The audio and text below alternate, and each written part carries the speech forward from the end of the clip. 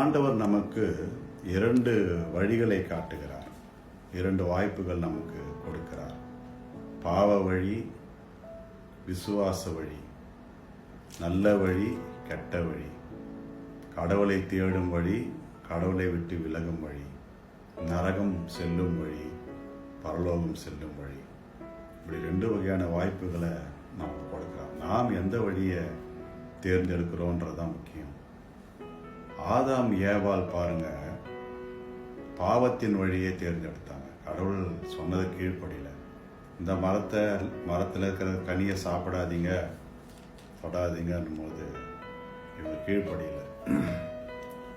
அவங்க பாவ வழியை தேர்ந்தெடுக்கிறாங்க.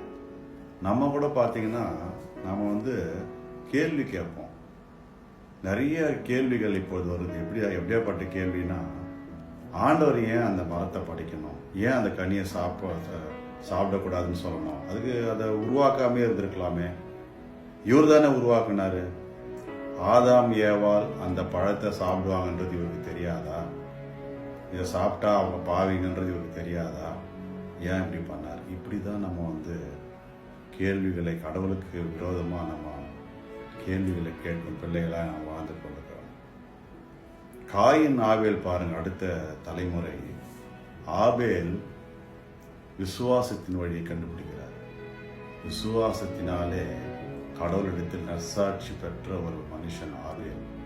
ஒரே வயதில் பிறந்த பிள்ளைங்க. காயின் பாருங்க, நம்மள மாதிரி கேள்வி கேட்கிற பிள்ளை, கொலகாரன். பாவ வழியை காயின் தேர்ந்தெடுக்கிறார். நோவாவை எடுத்துங்க, உலகம் ஃபுல்லாக கடவுளுக்கு கீழ்ப்படியில, பாவம். ஒரு மனுஷன் கடவுளை தேடினார். கடவுளை தேடி அந்த வழியிலே போனார்.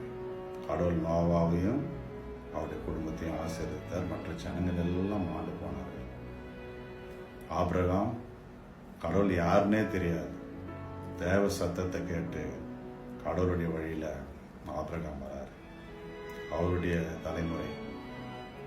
யாக்கோபும் ஏசாவும் பார்த்தீங்கன்னா கிட்டத்தட்ட 2 பேரும் பாவ வழியில தான் ஆரம்பிக்கிறாங்க. யாக்கோபு தவறு செய்யறாரு, பாவம் செய்யறாரு. ஏசாவும் செய்யறாரு, விசுவாசம் இல்லை. ஆனா யாக்கோபு ஒரு ராத்திரி முழுதும் போராடி அழுது தன்னுடைய பாவத்தை அறிக்கையிட்டு கடவுளுடைய பிள்ளையா மாறி கடவுளுடைய வழியில அவர் வந்தார். ஏசா வரல. யோசேப்பு எடுத்துங்க, தன் சகோதரர்கள் எல்லாம் கடவுளை விட்டு பாவ வழியில போகும்பொழுது யோசேப்பு ஒருத்தர் மாத்திரம் கடவுளுடைய வழியில வராரு. இப்படி பாருங்க, பிள்ளைகளுக்குள்ள இவ்வளவு வித்தியாசம். நம்ம எப்படின்னா கேள்விதான் நம்ம கேட்போம். நல்ல வழி எது, கடவுள் காட்டின வழியில போயிடலாமே அப்படின்னு நினைக்க மாட்டோம். ஆண்டவரை கேள்வி கேட்கும் பிள்ளைகள். ஒரு உதாரணம் பைபிள்ல இருந்து, இந்த ரூத் சரித்திரம் வாசித்து பார்த்தா, அந்த 1ஆம் அதிகாரம், அவங்க அந்த மோவாப் தேசத்துக்கு போயிடுறாங்க. அந்த நவோமி அம்மா போன இடத்துல புருஷன் இறந்துடுறாங்க, 2 பிள்ளைங்க இறந்து போயிடுறாங்க, 2 மருமகள் கிடைக்கிறாங்க, ரூத், ஓர்பால். அவங்க 2 பேரும் பெத்லகேம் திரும்ப நல்ல பஞ்சம் இல்லாத நாடா மாறிடுச்சுன்னு கேள்விப்பட்டு திரும்பி வராங்க. அப்போ 2 பேரும் இவங்களுக்கு மருமகள், ரூத்தும் ஓர்பாலும். இந்த ரூத், ஓர்பால், இந்த அம்மா சொல்றாங்க, நீங்க 2 பேரும் திரும்பி போயிடுங்க, என் கூட என்ன பிரயோஜனம் அப்படின்னு 2 பேருமே முதல்ல இல்லை, நான் அவரோட தான் வருவோம் அப்படின்னு சொல்றாங்க.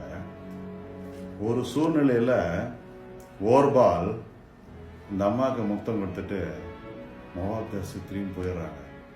நீங்க ரூத் 1ஆம் அதிகாரம் 15ஆம் வசனம் வாசித்து பாருங்க. தன் ஜனத்தினிடத்திற்கும் தன் தேவனிடத்திற்கும் திரும்பி போயாச்சு. ஓர்பால் பாவமான வாழ்க்கை தேடி போயிடுறாங்க. விக்கிரகம் நிறைந்த வாழ்க்கை, தேவனை அறியாத தேசம் மோவாப் தேசம். எனக்கு அந்த தேசமே போதும் அப்படின்னு அந்த அம்மா பாவ வழியை தேர்ந்தெடுத்துறாங்க.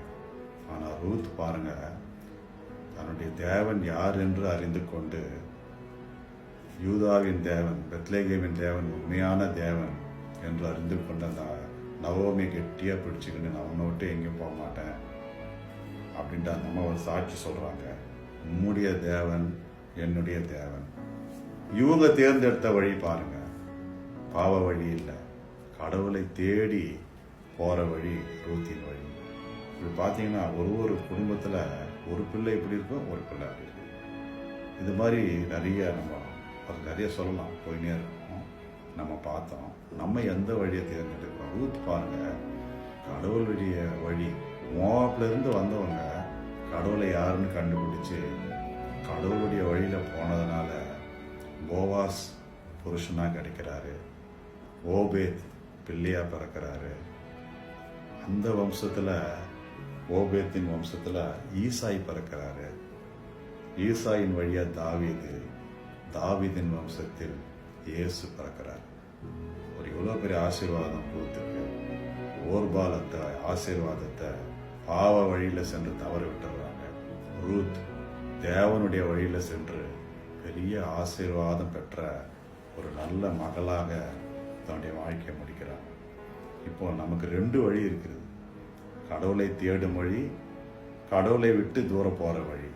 கடவுளை தேடினா நமக்கு என்ன கிடைக்கும், கடவுளை விட்டு போனால் நமக்கு எப்படி சூழ்நிலை வரும்ன்றது நம்ம தெரிஞ்சுக்கணும். நம்ம கடவுளை மட்டும்தான் தேடணும். பாவ வழி நமக்கு வேணாம் ஆண்டவரே, நம்ம தான் நான் தேடணும். கடவுளுடைய வழியில் நாங்கள் நடக்கும் பொழுது நீர் எங்களை ஆசீர்வதிக்கிறேன், நாங்கள் உங்களுடைய பிள்ளைகளாக மாறுகிறோம்.